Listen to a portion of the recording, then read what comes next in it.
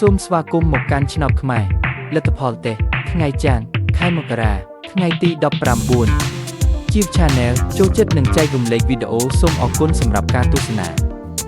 ចំណាំនេះជាវីដេអូសាកល្បងឆ្នោតមិនមែនជាលទ្ធផលផ្លូវការទេសូមទស្សនាជាឯកសារយោងនិងកំសាន្ត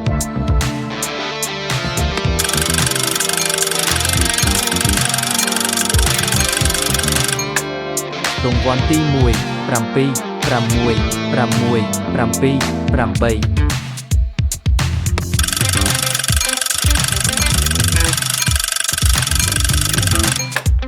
រង្វាន់ទី2 5 0 5 9 8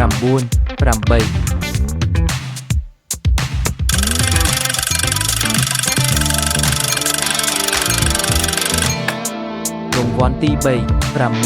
5 7 8 2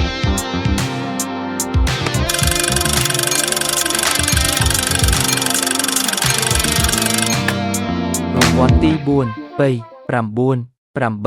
4 9រង្